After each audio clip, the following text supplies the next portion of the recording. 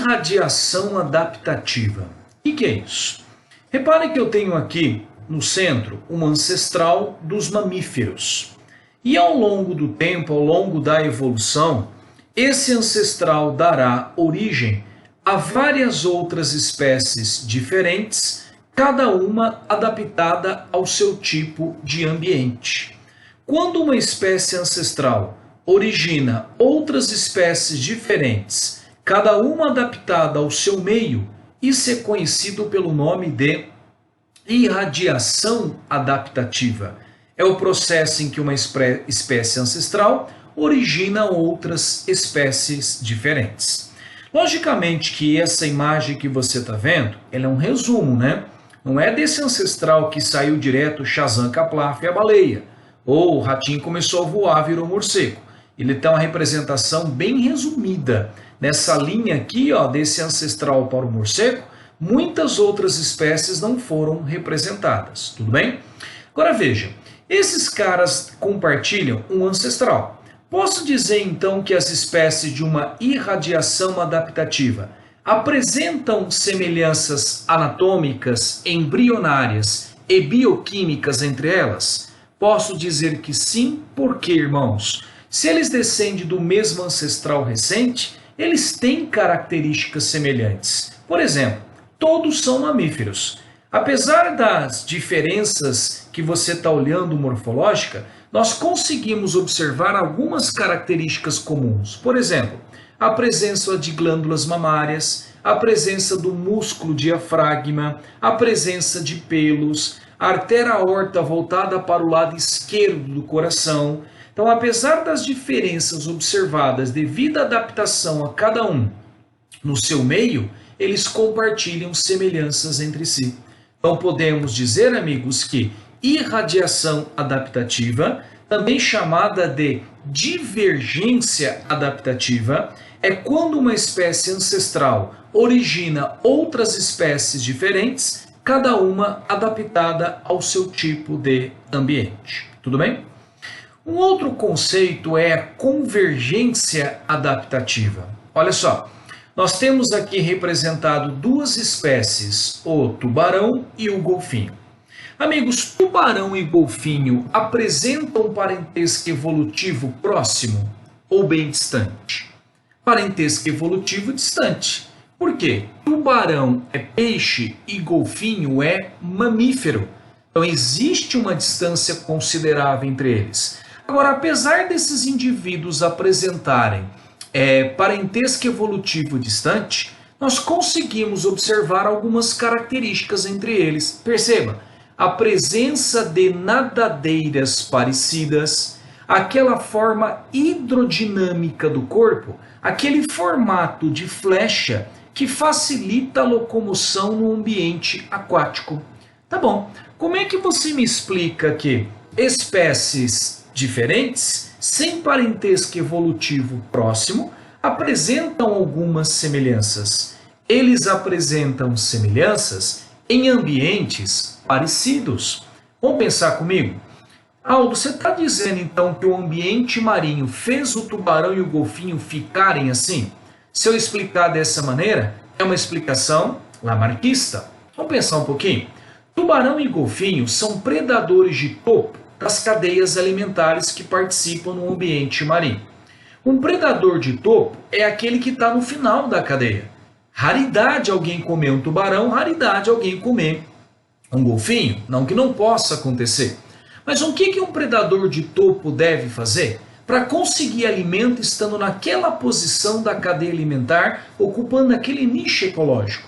Tem que conseguir se locomover rapidamente. E nada melhor do que para se locomover rapidamente do que a presença de nadadeiras e a forma hidrodinâmica do corpo. Então o que aconteceu? Quando as mutações criaram os tubarões e os golfinhos, devem ter criado os tubarões e golfinhos com formas bem diferentes uma da outra. O que o ambiente marinho fez? Selecionou os tubarões e os golfinhos que tinham características propícias para ocupar aquela posição da cadeia alimentar, aquele nicho ecológico. Foram selecionados positivamente, então, tubarões e golfinhos que apresentavam nadadeiras e a forma hidrodinâmica do corpo, não é? Tudo isto selecionou positivamente essas características. Então repare que a pressão seletiva que o ambiente marinho faz para os tubarões é parecida com a pressão seletiva que o ambiente marinho faz para os golfinhos. Então olha aqui que nós podemos dizer, na convergência adaptativa é quando espécies sem parentesco evolutivo próximo apresentam semelhanças em ambientes parecidos. Amigos, não porque eles são parentes próximos, mas porque sofreram pressões seletivas semelhantes. Vamos melhorar essa explicação? Olha esses animais. Nós temos um sapo, que é um anfíbio, um jacaré, um crocodilo, que é um réptil, e um hipopótamo, que é um mamífero. Então verifica que eles não têm um parentesco tão próximo. O hipopótamo tem parentesco próximo com outros mamíferos. O jacaré tem parentesco próximo com outros répteis. E o anfíbio tem parentesco próximo com outros anfíbios, né? O sapo com outros anfíbios. Só que nós notamos que esses três animais são animais que vivem em ambiente aquático, só que têm respiração pulmonar. Cadê a convergência adaptativa entre eles? Verifique que a linha dos olhos está na mesma linha das narinas. Olhos e narinas na mesma linha do corpo. E qual é a vantagem disso para um animal que vive na água e tem respiração pulmonar? Ele tem que de tempos em tempos subir para respirar. Assim que ele coloca as narinas para fora, ele já observa o ambiente ao mesmo tempo. Se tiver algum problema, ele já afunda, vazare, ele mergulha. Então, se o animal colocasse primeiro as narinas e muito tempo depois os olhos, ele poderia ter sido predado. Houve uma pressão seletiva. Aí você fala, nossa, Aldo, qual que é o gavião giraia que vai conseguir predar um hipopótamo? Você está pensando agora. Essa convergência, essa pressão seletiva, ela aconteceu com os ancestrais do hipopótamo lá atrás. Lembra que no passado nós tínhamos animais muito maiores do que um hipopótamo, não é? Não sabemos se o ancestral do hipopótamo vivia ou não na época dos dinossauros, mas dá para ter uma ideia. Essa pressão aconteceu lá atrás, né? Um animal do tamanho do hipopótamo, seu ancestral, perto de um dinossauro, era um animal pequeno se comparado com isso. Então essa pressão, ela aconteceu lá atrás. Então nós vamos dizer que na convergência adaptativa, é um processo em que animais que não têm, espécies que não têm parentesco evolutivo próximo, apresentam semelhanças em ambientes parecidos, não porque são parentes próximos, mas porque sofreram pressões seletivas semelhantes. Tudo bem? Amigos, agora nós vamos observar as diferenças entre órgãos homólogos e órgãos análogos, não é? Isso traz uma certa confusão. Por exemplo, se eu falar assim para você, esses órgãos, o braço do homem com o braço do chimpanzé, com a nadadeira da baleia, com a asa do morcego, seriam órgãos homólogos ou órgãos análogos? E se eu comparar, por exemplo, a asa do morcego com a asa do inseto? São órgãos homólogos ou órgãos análogos? O seu pipi e o pipi de um inseto são homólogos ou análogos? Pensa que tem semelhanças. Bom, para a gente responder essa pergunta, nós temos que procurar pistas, amigos. Procurar pistas.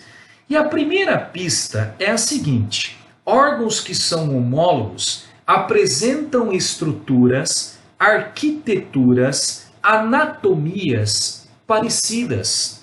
Órgãos que são análogos apresentam estruturas, anatomias, arquiteturas bem diferentes um do outro. Homólogos, estruturas parecidas, análogos, estruturas diferentes. Vamos melhorar a explicação em cima do exemplo? Olha só, amigos. Nós temos aqui os ossos do braço do homem, a pata do gato, nadadeira da baleia e asa do morcego. Perceba que as cores elas estão indicando aonde o mesmo osso se encontra em todos os indivíduos. Se você reparar, perceba que os ossos que o homem tem no seu membro superior são praticamente os mesmos ossos que todos os outros animais têm. Perceba que até os ossículos que o homem tem nos 5 dedos, nós apresentamos os mesmos ossículos nos outros animais. O que está mudando? A largura, a espessura, o comprimento, uma forma, mas os ossos são praticamente os mesmos ossos. Como é que você me explica então que homem, gato, baleia e morcego apresentam a mesma estrutura óssea? Todos eles são mamíferos. Se todos são mamíferos, apresentam um ancestral comum. Se apresentam um ancestral comum recente, compartilham semelhanças, devido aí, por isso que tem a mesma estrutura óssea. Portanto, todos esses órgãos são homólogos, porque apresentam estruturas semelhantes, não é? Vamos agora dar uma olhadinha nos análogos. Olha o exemplo. Já os órgãos análogos apresentam estruturas radicalmente diferentes. Olha a asa do morcego e a asa de um inseto.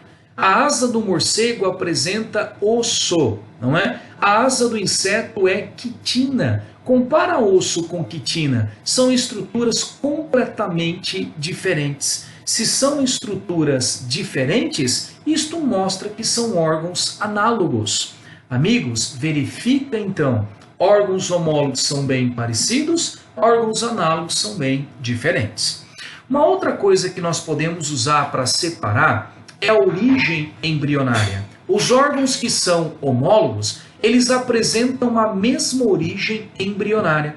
Os órgãos análogos apresentam diferentes origens embrionárias. Vamos melhorar um pouquinho a explicação em cima do exemplo. Olha só, se eu falo que um órgão, por exemplo, é homólogo a outro, o que seria a origem embrionária?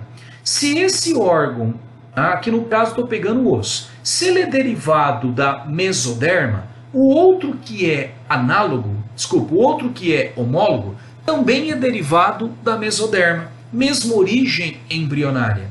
Se um órgão é derivado da endoderma, o outro homólogo é derivado também da endoderma. Se um homólogo é derivado da ectoderma, o outro homólogo também é derivado da ectoderma. Agora, olha os análogos. Quer dizer o seguinte, que se um análogo veio da ectoderma, o outro análogo não veio da ectoderma, veio da mesoderma. Estou inventando. Se um análogo veio da mesoderma, o outro não veio da mesoderma, veio da ectoderma. Isso que significa diferentes origens embrionárias. Mas escuta, Aldo, eu vou ter que decorar de qual tecido, de qual parte do embrião veio a nadadeira da baleia, a asa do morcego, a asa do inseto? Não. É apenas uma característica que, se você encontrar no texto, você vai fazer a ligação. Então, se no texto ele falar para você que os órgãos apresentam a mesma origem embrionária, você vai colocar como sendo a descrição de órgãos homólogos. Se ele falar no texto que os órgãos têm diferentes origens embrionárias, você vai colocar como uma descrição de órgãos que são análogos, ok? Agora, e amigos, como é que fica a função? Qual dos órgãos obrigatoriamente vão executar as mesmas funções? Os homólogos ou os análogos? Eu disse obrigatoriamente. Serão os análogos. Vamos ver? Olha só. Se nós pegarmos, por exemplo, aqui, a asa da ave com a asa do inseto, ou a asa do morcego com a asa do inseto, repare que eu tenho aqui órgãos que são análogos, mas que apresentam a mesma função, voar e voar. A mesma coisa vale para a ave. A ave com a asa do inseto são análogos, mesma função, voar, voar.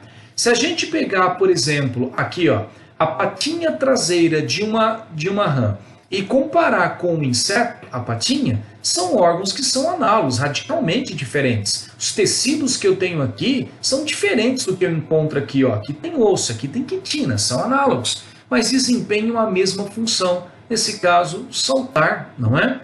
Agora, os órgãos que são homólogos, como é que fica em relação à função dos órgãos homólogos? Depende.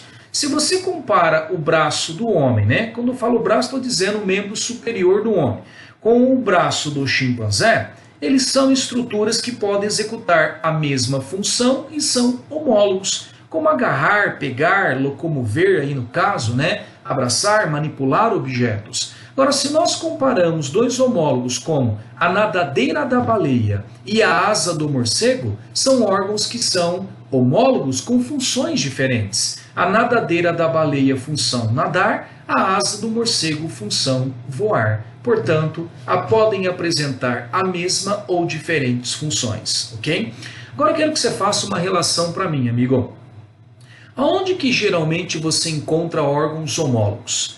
Homólogos são geralmente de espécies que vêm de uma irradiação adaptativa ou espécies de uma convergência adaptativa?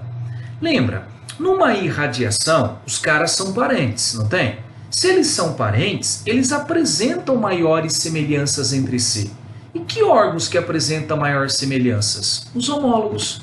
Já espécies de uma irradiação adaptativa, geralmente, há exceções, geralmente apresentam uma distância evolutiva grande e os órgãos por isso serão mais diferentes, não é? Então, geralmente, órgãos análogos, nós encontramos espécies que vêm de uma convergência adaptativa, assim como órgãos homólogos estão para espécies de uma irradiação adaptativa.